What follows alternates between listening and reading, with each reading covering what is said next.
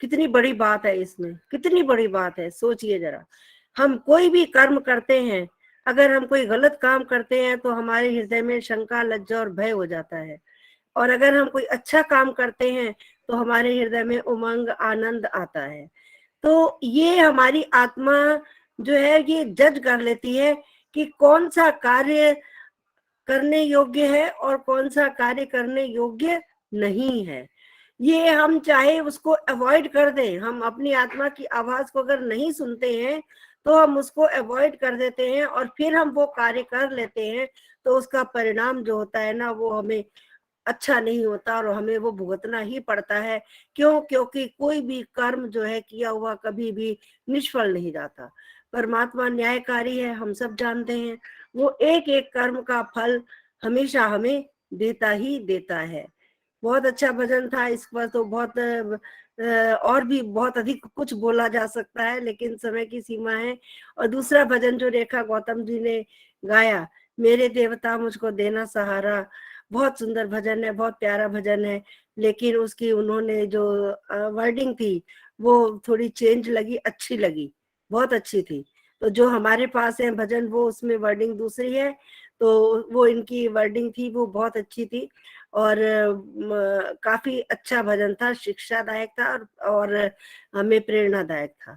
और श्रुति बेटा का तो क्या ही कहूँ, श्रुति बेटी तो मेरे को क्या कहती है, क्या कहती है, तो अपने आप ही बता दे श्रुति। जी। बुआ जी।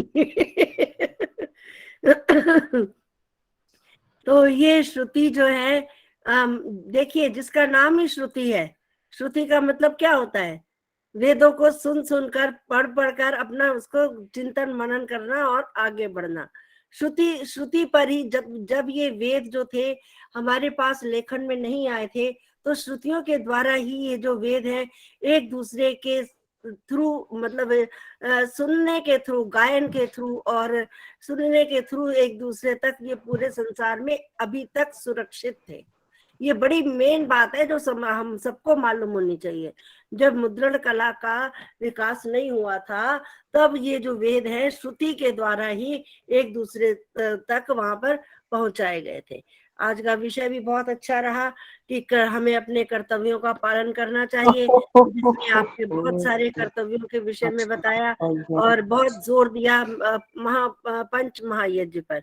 ये तो हम सब जानते हैं, परमपिता परमात्मा ने हमें हमारे कर्मों के अनुसार इस संसार में प्रेषित किया है। वो हमारे कर्म ही है। किसी को नर्तन मिला है, किसी को महिला का शरीर मिला है, किसी को पुरुष का शरीर मिला है, किसी को गाय घोड़ा कुत्ते का शरीर मिला है, और भी कितनी सारी योनियां हैं, हम सब जानते हैं। ये सब हमारे कर्मों का ही फल है। और अगर हम फिर से इस मनुष्य शरीर में आना चाहते हैं तो हमें अपने कर्मों को पुण्य कर्म बनाना होगा, हमें अपने कर्मों को बहुत अच्छा कर्म बनाना होगा, तब जाकर के हम मानव शरीर का चोला प्राप्त कर सकते हैं, मानव शरीर प्राप्त कर सकते हैं। और हमें कैसे कर्म करने होंगे? उत्तम कर्म करने होंगे। उत्तम कर्मों को करते करते करते करते जब मनुष्य जो है निष्काम कर्म करने लग जाता है, देखिए बहुत फर्क है उत्तम कर्म करने में और निष्काम कर्मों को करने में, बहुत फर्क है, बहुत फर्क है। वो क्या है वो मैं बताती हूँ आपको।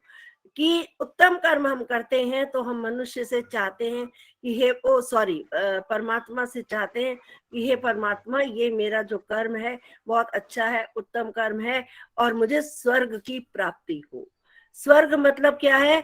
हमारा ये जो संसार है यही स्वर्ग है। अगर हम जहां पर भी जन्म ले, हमें किसी प्रकार की कोई कमी ना हो, हमारे सुख सुविधा के साधन हो, हम हर तरह से आगे बढ़ते जाएं, हम हर तरह से उन्नति करते जाएं और करते जाएं। लेकिन जब यही कर्म हमारे उसमें बदल जाते हैं निष्काम कर्म में, निष्काम कर्म कौन से होते हैं? जिसमें हम ईश्वर से कोई भी आशा नहीं करते, कोई प्रार्थना नहीं करते, कुछ नहीं करते, बस अपना कर्म करते जाते और कहते जाते इस समर्पण के थ्रू कि हे परमपिता परमात्मा, ये कर्म जो है ये मेरा आपको समर्पित है। तो जब हमने कर्म किया, हमने उसको समर्पित कर दिया, तो उसका फल क्या होता है? मोक्ष। उसका फल होता है मोक्ष। और मोक्ष की अवधि आपको मालूम ही है, 31 नील, 10 खरब और 40 अरब वर्ष इसकी होती है। और एक सृष्टि की आयु आपको पता है 32 अरब और 40 नहीं, 4 अरब 32 करोड़ वर्ष, सॉरी 4 अरब 32 करोड़ वर्ष एक सृष्टि की आयु होती है। तो ये सब इसको डबल मिला दें, जितनी सृष्टि की आयु है, उतने दिन है, उतनी रात है, डबल कर दें, तो ये सारा कुछ करके जो है वो 10 नील 10 नील और 10 खरब और 31 नील, 10 खरब 40 अरब वर्ष की आयु निकलती है। तो इस तरह से हमें अपने कर्मों का पालन करना चाहिए, कर्तव्यों का पालन करना चाहिए।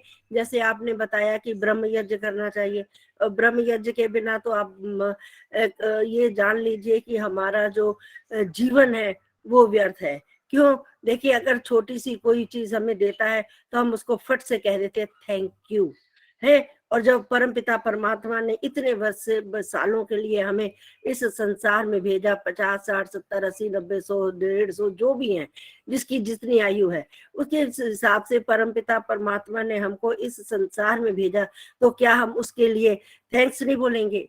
क्या हम उसको याद नहीं करेंगे? तो उसकी स्तुति, प्रार्थना और उपासना करना हमारा कर्तव्य है। और फिर देव यज्ञ, अग्निहोत्र यज्ञ, फिर बाकी सारे जो 5 यज्ञ जो करवाए गए, तो ये बताए जो इन्होंने, और ये सब करना हमारा कर्तव्य है।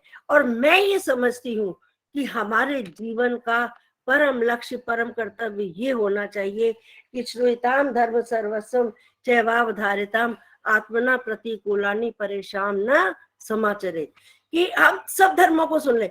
आप जिस भी धर्म में जाइए, किसी भी धर्म में जाइए, चाहे वो वैदिक धर्म हो, सनातन धर्म हो, पौराणिक धर्म हो, जैन धर्म हो, सिख धर्म हो, कोई भी धर्म हो, कोई भी है, उसका एक ही सारांश होता है, एक ही निचोड़ होता है कि जो आपको अच्छा लगता है, जैसा आप चाहते हैं कि ये सामने वाला व्यक्ति मेरे साथ वैसा व्यवहार करे, अगर आप उसके साथ वैसा ही व्यवहार करते हैं तो वही आपका धर्म है। तो कहते हैं कि हमें जो चीज अच्छी नहीं लगती, सामने वाले को भी नहीं है। क्या आप मुझे थप्पड़ मारे तो अच्छा लगेगा? नहीं लगेगा ना। ऐसे ही मैं अगर आपको थप्पड़ मारूं तो आपको नहीं अच्छा लगेगा। तो जो हमें अच्छा लगे, हम ये चाहते हैं कि हमसे सामने वाला भी जो है वो बहुत अच्छे से बोले, प्यार से बोले, मधुर वाणी हो, हमारे मन में किसी के लिए वैर विरोध ना हो, कटुता ना हो, हमें बुरी भावना ना हो, नेगेटिव थॉट्स ना हो, कुछ ना हो। तो फिर तब जाकर के जो हमारा हृदय है वो शुद्ध होता है। और वो शुद्ध कैसे होता है? जैसे श्रुति जी कह रही थी कि 5 महायज्ञ करने के बाद हमारा हृदय शुद्ध होता है। शुद्ध ज्ञान, कर्म और उपासना से हमारा जो हृदय होता है वो शुद्ध होता है। और ये हमें करना अवश्य चाहिए, प्रातः काल से लेकर, हालांकि प्रातः काल और सायं काल स्वामी जी ने सत्यार्थ प्रकाश में भी लिखा है कि एक एक घंटा बैठ करके हमें उसकी आराधना करनी चाहिए। जरूरी है, ये प्रति मनुष्य जन्म में जरूरी है। अगर कोई ज्यादा करे तो और भी अच्छा है, लेकिन जो इतना तो कम से कम मनुष्य का धर्म है, कर्तव्य है कि ईश्वर की उपासना जरूर करे। तो बहुत सारे कर्तव्य है। वेद को लेकर के, चारों वेदों को आप पढ़िए, कौन सा कर्तव्य है जो वेदों में हमें नहीं बताया गया? मतलब तृण से लेकर पृथ्वी देवलोक तक जो भी कर्तव्य है, कर्म है, जो भी कैसा है, वो परमपिता परमात्मा ने हम सबको बताए हैं। क्या गृहस्थी है, चाहे वो कोई भी वर्ण, चाहे कोई भी वर्ण है, कोई भी आश्रम है, कोई भी किसी भी तरह का है, कोई व्यापारी है, कोई दुकानदार है, कोई नौकरी करता है, कोई कुछ करता है, हर एक के अपने अपने कर्तव्य होते हैं, हर एक के है। और वो सब के सब कर्तव्यों को अगर वो ठीक रूप से, सुचारू रूप से करता है तो वो जीवन में जाकर के उन्नति प्राप्त करता है। अगर वो अपने कर्तव्यों से जरा सा चूक जाता है, फिर जो उसे हानि उठानी पड़ती है उसका तो जिम्मेदार वो स्वयं ही होता है। तो इस प्रकार कहते हैं कि हमें जो अपने जीवन में जो कर्तव्य मिले, माता का पुत्र के प्रति कर्तव्य, पिता का माता का पुत्र के प्रति कर्तव्य, पुत्र का माता के प्रति कर्तव्य। हमारे वेद में भी तो कहा गया ना, वो वाला अनुव्रता पितु पुत्रो माता भवतु सम्मना, कि माता का जो कर्तव्य है, पुत्र का जो माता के प्रति कर्तव्य है वो करे, पिता के प्रति जो कर्तव्य है वो करे, और पुत्र और पिता, माता और पिता का पुत्र के प्रति जो कर्तव्य है वो करे, और किसी से वैर विरोध ना करे। देखिए जीवन, व्यवहारिक जीवन कैसे जीना है, वेद में ऐसी शिक्षाएं भरी पड़ी हैं, बहुत सारी हैं। अगर हम लोग रोज एक नियम बना लें कि हमें एक वेद मंत्र का जो है पाठ अवश्य करना है, तो सच जानिए हमारा जो जीवन है बिल्कुल पुष्पों की तरह से सुगंधित हो जाएगा। और हमें सचमुच जैसे कोई मन से बात उतर जाती है ना कि गलत बात हमें नहीं सोचनी, नहीं करनी, तो वो हमारे मन में आएगी ही नहीं। अगर हम अपने मन को साफ कर लेंगे, हृदय को साफ कर लेंगे, शुद्ध कर लेंगे, तो गलत बातों का निवास हमारे हृदय में होगा ही नहीं। और ये होगा कब? जब हम पूरा कर्तव्य पूर्ण करते हुए हम परमपिता परमात्मा के चरणों में लग जाएंगे। जब तक ईश्वर की इस आज्ञा नहीं होगी, ईश्वर की अनुमति नहीं होगी, तब तक हम ये कार्य नहीं कर सकते। और ये हमें ईश्वर की आज्ञा मिलेगी कब? जब हम प्रतिदिन उसके चरणों में उपस्थित होंगे। स्वामी श्रद्धानंद जी ने भी तो पूछा था ना दयानंद से, स्वामी दयानंद से, कि आपने इतनी सारी व्याख्या कर दी ईश्वर की, ईश्वर ऐसा है, वैसा है, ये है, वो है, सब कुछ बता दिया, लेकिन मैं क्या करूं, मुझे तो अभी तक उसमें विश्वास ही नहीं हुआ है। तो वो उसमें तो कहते हैं कि मैंने तुम्हें ये जो तुमने मुझसे प्रश्न किया था कि ईश्वर कैसा है मुझे समझाइए, वो मैंने सारा समझा दिया। मैंने तो तुमसे कोई प्रॉमिस नहीं किया था कि वो मैं तुम्हारा ईश्वर में विश्वास पैदा करवा ही दूंगा। तो ये और तब होगी जब वो परमपिता परमात्मा तुम्हें, तुम्हारे ऊपर आशीर्वाद देंगे। कौन सा कठोपनिषद का वो है, एक लाइन मुझे ध्यान नहीं आ रही, तो वो जब, इसका मतलब ये है कि जब ईश्वर हमारे ऊपर कृपा करते हैं तब जाकर के हमें उसके बारे में ज्ञान होता है। तो ये जो कर्तव्यों वाली बात है बहुत बड़ी है, बहुत बड़ी है, बहुत बड़ी है। जन्म जगह जगह कर्तव्य, नौकर मालिक का कर्तव्य है, नौकर मालिक से नौकर का कर्तव्य है, नौकर से मालिक का कर्तव्य है, बहन बहन का कर्तव्य है, भाई भाई का कर्तव्य है, भाई बहन का कर्तव्य, कितने कर्तव्य है, कितने कर्तव्य। अर्थात कि पूरा जीवन जो है वो ऐसे कर्तव्यों के भरा हुआ है। जहां जहां हम रहे, जैसी जैसी स्थिति में रहे, जैसी जैसी परिस्थिति में रहे, जैसी जैसी हम देश विदेश में रहे, जिस तरह की भी स्थिति हो, उस तरह के कर्तव्यों का हमें अपने पालन करते चले जाना चाहिए, करते चले जाना चाहिए। तब जाकर के हम ईश्वर की का सानिध्य प्राप्त कर सकते हैं, और उसकी उपासना करके ही हम परमपिता परमात्मा का सानिध्य प्राप्त कर सकते हैं। तो अभी विचार मेरे मन में बहुत आ रहे, लेकिन समय की सीमा है, मैं अपनी वाणी को यहीं पर विराम देती हूँ और उसके बाद में फिर कभी समय मिलेगा। और एक बात और मन में सोच लीजिए, पूरा उद्बोधन सुनेंगे रचना जी, आपका नेगेटिव विचार नहीं आने चाहिए, ये ध्यान रखिए। अपने मन को, अपनी सोच को हमेशा सकारात्मक बनाइए। Negative no, I know no, आप बाहर जाओ, बाहर जाओ, मुझे नहीं चाहिए तुम, मुझे नहीं चाहिए तुम। इसी तरह से अगर हम नेगेटिव विचारों को बाहर फेंकते जाएंगे तो जगह खाली होगी, तो पॉजिटिव विचार अपने आप हमारे अंदर आते चले जाएंगे।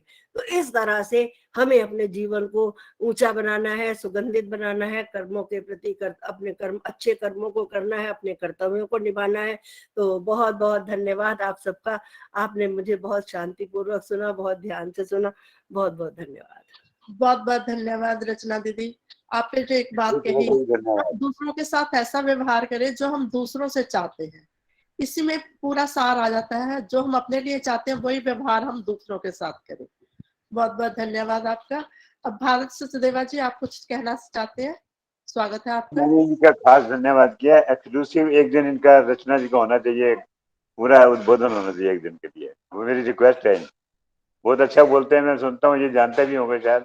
मैं गुड़गांव से हूँ जी, सुशांत गुड़गांव, आर्य समाज। मैं भी यही कह रही थी प्रधाना जी को कि एक दिन समय पूरा ही नहीं कोई दो। ठीक है, रचना जी को पूरा समय दिया जाएगा, इनका वक्तव्य होगा। बहुत बहुत धन्यवाद आपका। अब शशि श्राव जी हमारे बीच में एक भजन प्रस्तुत करेंगे, उसके बाद उषा सूद जी।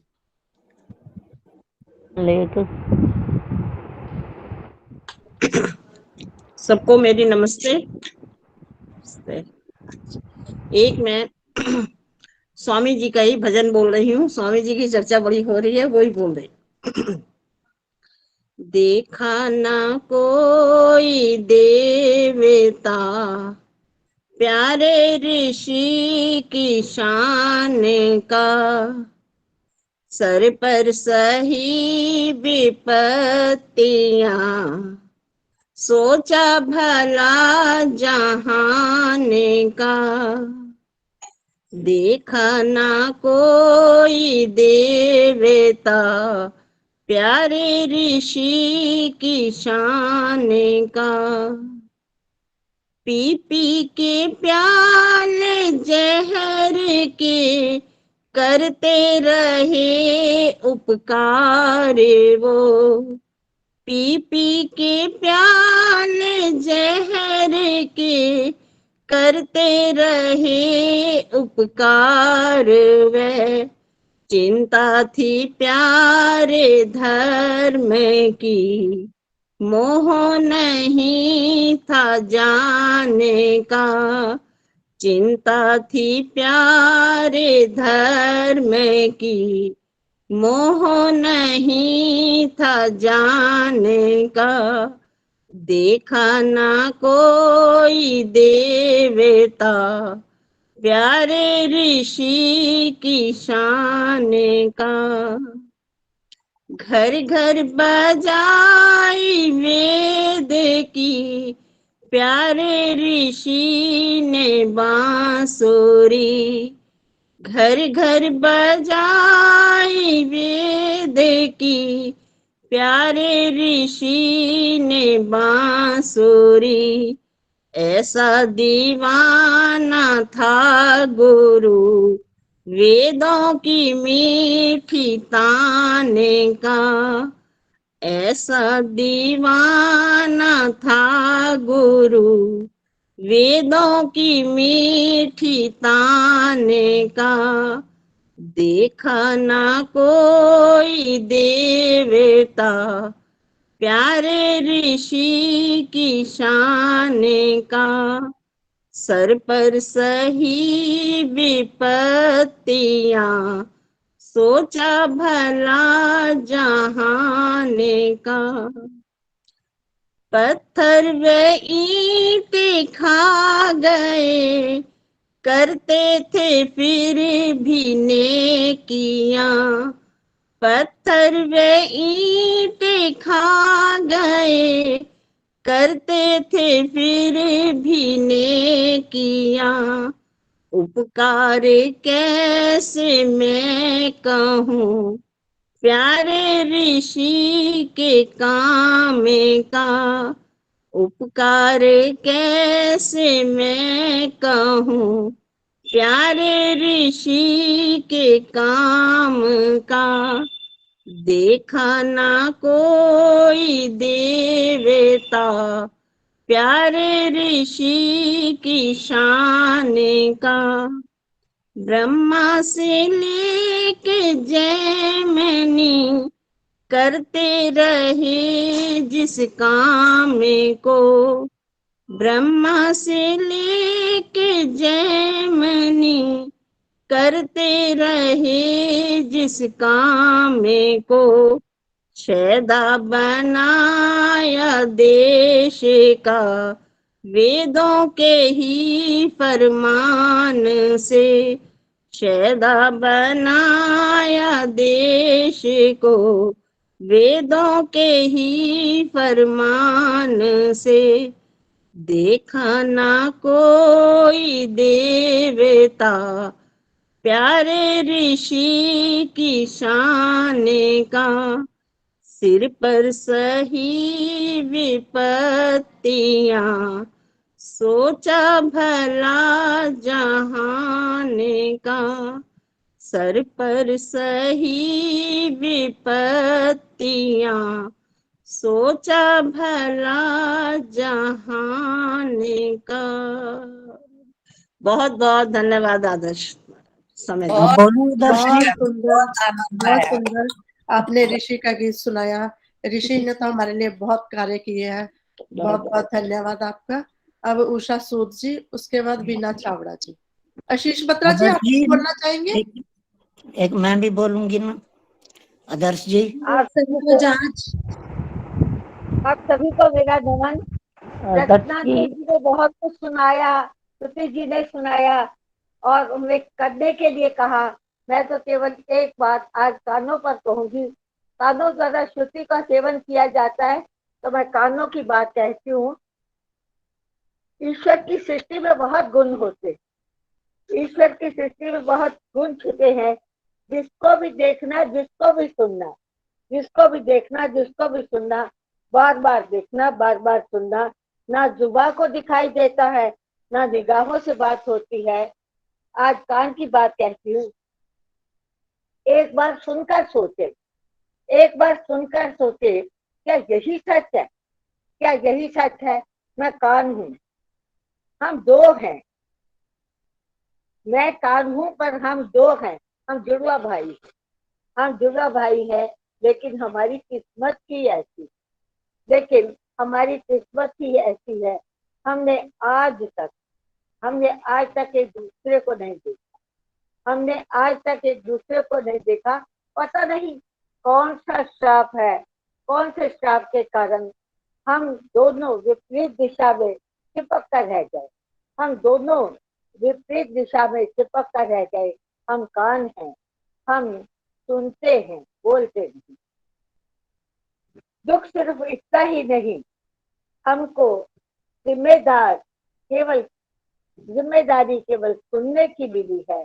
जिम्मेदारी केवल सुनने की मिली है, बोलने की नहीं। गालियां हो या तालियां, अच्छा हो या बुरा हो, सब सुनते हैं। गालियां हो या तालियां, अच्छा हो बुरा हो, सब सुनते हैं। धीरे धीरे हमको खूंटी समझ लेते हैं लोग। धीरे धीरे हमको खूंटी समझ लेते हैं लोग, और बड़ी तरीके से, बड़े धीरे धीरे चश्मे का बोझ हमारे कानों पर ही तो डाला जाता है। चश्मे का बोझ हमारे कानों पर डाला जाता है। और तो और प्रेम की डंडी को भी हम दोनों पर ही फंसाया जाता है। और व्यापारी लोग तो पेंसिल भी कान पर ही लगा लेते हैं, और बहुत से हमारे ब्राह्मण विदेह उपयोग करने के लिए भी कान का हमका ही प्रयोग करते हैं। हमारी क्या कथा है, क्या व्यथा है, आप बार बार सुनिएगा, बार बार समझिएगा। क्यों भाई, चश्मे का मामला है तो हमें हमें घसीटते क्यों हो? अगर चश्मे का मामला है तो हमें क्या क्यों घसीटते हो? मतलब क्या है? क्योंकि हम बोल नहीं सकते, हम बोल नहीं सकते। चलो बोलते नहीं, मान लिया, पर सुन तो सकते हैं, सुन तो सकते हैं। दुख तो तब होता है, दुख तो तब होता है जब बचपन में किसी का दिमाग काम करे या ना करे, किसी का दिमाग काम करे या ना करे, लेकिन तब भी मास्टर जी कान हमारा ही बरोड़ते हैं। दिमाग तो बरोड़ते नहीं, कान हमारा ही बरोड़ते। चलो जवान हो गए, चलो अब जवान हो गए हैं, अब देखो ना कहाँ छोड़ते हैं हमको। सभी औरतें, जवान होने पर भी लोग नहीं छोड़ते। सभी औरतें सुंदर सुंदर लौंग, बालियां, झुमके बनवाकर हम पर ही लटकाती है, हम पर ही लटकाती है। क्यों? कि हम बोल नहीं सकते, हम सुन सकते हैं। हम बोल नहीं सकते, हम सुन सकते हैं। हमारा छेदन होता है, उसके बाद हमारा छेदन होता है, और हमारी हिम्मत तो देखो, और हमारी हिम्मत तो देखो, किसी का भेद नहीं खोलते। हमारा छेदन होता है, हम किसी का भेद नहीं खोलते। जानते हैं सबकी, जानते हैं सबकी, पता नहीं, इसीलिए कान सुनते हैं, कान सुनते हैं, बोलते नहीं। श्रुति सुनते हैं, श्रुति जो है सुनी जाती है, इसीलिए श्रुति को श्रुति का नाम है कि श्रुति सार्थकता सुनने में है, बोलने में नहीं। इसीलिए कान बहुत काम की चीज है। ईश्वर की सृष्टि में बहुत गुण होते हैं, और इसको कई बार देखना, कई बार सुनना, ना जुबान को दिखाई देता है, ना निगाहों से बात होती। ओम ओम। बहुत सुंदर माता जी, आपने कानों की जो व्यथा सुनाई, वो इतना कष्ट सहते हैं तब भी कुछ नहीं बोलते, वो सुनते रहते हैं। बहुत सुंदर। आपने कविता के माध्यम से विचार प्रस्तुत किया, आपका बहुत बहुत धन्यवाद। अवश्य सुभद्रा जी। जी नमस्ते जी, उसके बाद टाइम देने संतोष के लिए सर, बहुत उसके बाद संतोष सर जी। कुछ पल की जिंदगानी एक रोज सबको जाना, बरसों की तू क्या सोचे, पल का नहीं ठिकाना। कुछ पल की जिंदगानी एक रोज सबको जाना, बरसों की तू क्या सोचे, पल का नहीं ठिकाना। मल मल के तूने अपने तन को है जो निखारा, इत्तरों की खुशबू से महके बदन सारा। मल मल के तूने अपने तन को है जो निखारा, इत्तरों की खुशबू से महके बदन सारा। काया न साथ देगी ये बात ना भुलाना, बरसों कि तू क्या सोचे, पल का नहीं ठिकाना। कुछ पल की जिंदगानी एक रोज सबको जाना, बरसों कि तू क्या सोचे, पल का नहीं ठिकाना। मन है हरि का दर्पण, मन में इसे बसा ले, करके कर्म तू अच्छे कुछ पुण्य धन कमा ले। मन है हरि का दर्पण, मन में इसे बैठा ले, करके कर्म तू अच्छे कुछ पुण्य धन कमा ले। हर पुण्य और धर्म है तेरे साथ जाना, बरसों कि तू क्या सोचे, पल का नहीं ठिकाना।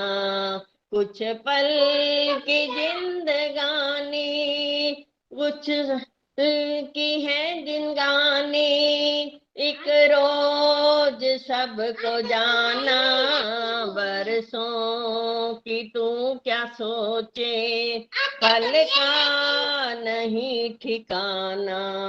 कोई नहीं है तेरा कुछ भी नहीं, क्यों करता मेरा मेरा, खुल जाए नींद जब ही समझो तभी सवेरा। कोई नहीं है तेरा क्यों करता मेरा मेरा, खुल जाए नींद सब ही समझो तभी सवेरा। मद मस्त हो मगन में ये बात ना भुलाना, बरसों कि तू क्या सोचे, पल का नहीं ठिकाना। कुछ पल की जिंदगानी एक रोज सबको जाना, बरसों कि तू क्या सोचे, पल का नहीं ठिकाना। आएगी वो घड़ी जब कोई न साथ देगा, कर्मों के तेरे सारे एक एक हिसाब होगा। आएगी वो घड़ी जब कोई न साथ देगा, कर्मों के तेरे सारे एक एक हिसाब होगा। ये सोच ले अभी तू ये वक्त फिर न आना, बरसों कि तू क्या सोचे, पल का नहीं ठिकाना, कुछ पल की जिंदगानी, एक रोज सबको जाना, बरसों कि तू क्या सोचे, पल का नहीं ठिकाना, बरसों कि तू क्या सोचे, पल का नहीं ठिकाना। धन्यवाद समय देने का। बहुत सुंदर आपने भजन प्रस्तुत किया। कुछ पल की जिंदगानी, कुछ पल का है ठिकाना। बहुत बहुत धन्यवाद आपका आशीष जी। अब संतोष धर जी, उसके बाद उषा किरण दीदी शुभकामनाएं आशीर्वाद, फिर किरण शर्मा जी आप तैयार रहना शांति पाठ के लिए। संतोष धर जी। आज मेरी तबीयत ठीक नहीं है, बुखार है मुझे आज, प्लीज। अच्छा ठीक है, संतोष नंदवानी जी करवाना। दर्श जी मेरा नंबर नहीं आया। अगली बार दे दूंगी माता जी आपको। एक छोटा सा प्रभु भजन गा रही हूँ मैं, शुरू करूं? जी बोलिए। हाँ जी बोलिए संतोष जी।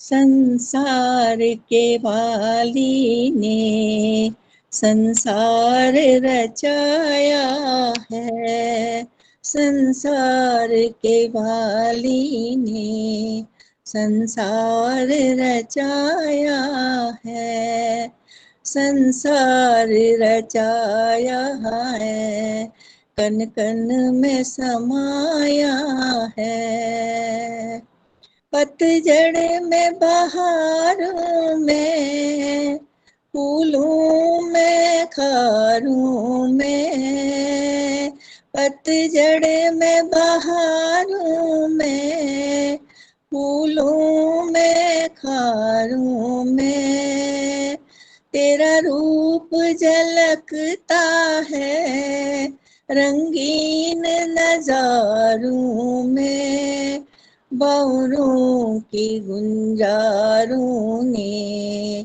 कैसा गीत सुनाया है, संसार के वाली में संसार रचाया है, कहीं निर्मल धारा है, कहीं सागर रचाया है, कहीं गहरा पानी है, कहीं धरती नारा है, जगदीश तेरी महिमा कोई जान न पाया है, जगदीश तेरी महिमा कोई जान न पाया है, संसार रचाया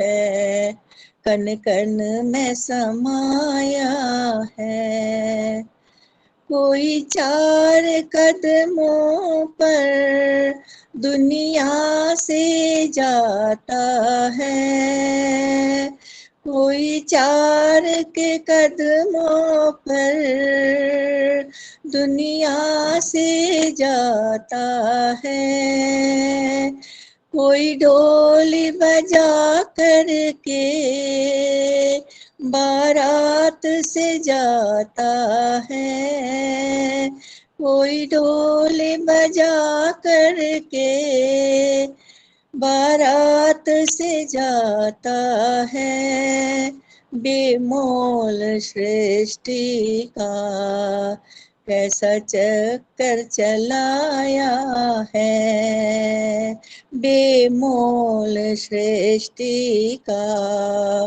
कैसा चक्कर चलाया है, संसार के वाली ने संसार रचाया है, संसार रचाया है, कन कन में समाया है, संसार के वाले ने संसार रचाया है, संसार रचाया है। धन्यवाद आदर्श जी। बहुत सुंदर सुंदर भजन, मधुर बहुत आवाज में आपने भजन प्रस्तुत किया। संसार के बाली ने संसार रचाया है, संसार बसा करके कण कण में समाया है। बहुत बहुत धन्यवाद संतोष जी। हकीकत बोल दूं, हकीकत बोलूं, आज मैं सुबह वॉक कर रही थी तो यही भजन सुन लिया था। आके मैंने उसको फिर अपना तरफ ट्रांसफर कर दिया व्हाट्सएप में, फिर आके मैंने लिखा है, अभी मैं आपने बोला ना उसमें प्रैक्टिस कर देती। बहुत बहुत धन्यवाद आपका। अब उषा किरण दीदी शुभकामनाएं आशीर्वाद सभी का। कहाँ से सुना, कहाँ से सुना संतोष जी? पकड़ी गई। आज मैं वॉक कर रही थी ना, तो वॉक करते करते मैं भजन लगाती हूँ, तो अच्छा। उसमें ये भजन आ गया था सुबह, तो फिर मैं इसको अपना व्हाट्सएप पे, फिर इसमें था क्या उसको बोलते हैं, यूट्यूब पे। ठीक है ठीक है, समझ गई। माइक म्यूट करिए उषा किरण दीदी, माइक म्यूट करिए संतोष जी। हाँ जी, उषा किरण दीदी स्वागत है आपका। धन्यवाद आदर्श जी। मैं श्रोताओं में से हूँ, इस बात का संकोच न किया करें कि मैं दिखाई देती हूँ तो मुझे बोलना ही है, आवश्यक नहीं है, और कोई विशेष सूचना मेरे पास नहीं है। जो सार्वदेशिक की सूचना है वो सबके पास है, मेरा ख्याल है सभी के पास मैसेज पहुंच चुका है।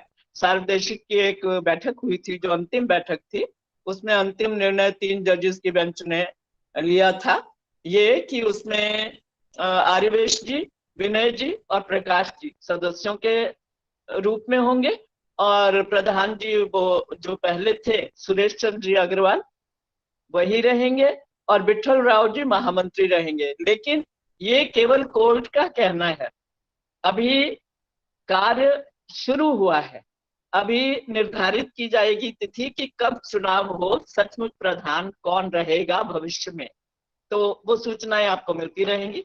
मात्र इतना ही कहना था। सबके लिए बहुत सारी शुभकामनाएं, और मैं देख रही हूँ समय होने वाला है, रात हो चुका है, आप अपने कार्यक्रम को चलाइए। बहुत बहुत धन्यवाद। दीदी ये विठल जी कहाँ से हैं? जी दीदी बाद में बात करना फोन पे। बहुत बहुत धन्यवाद उषा दीदी आपका शुभकामनाएं आशीर्वाद के लिए। सभी का बहुत बहुत धन्यवाद जिन्होंने इतने सुंदर भजन सुनाए, और जिन्होंने सुने, जिनके नाम अभी आज रह गए हैं उनके भजन अगले हफ्ते पहले करवा जाएंगे। बहुत बहुत धन्यवाद। अब संतोष नंदवानी जी से निवेदन करूंगी कि शांति पाठ कराएं।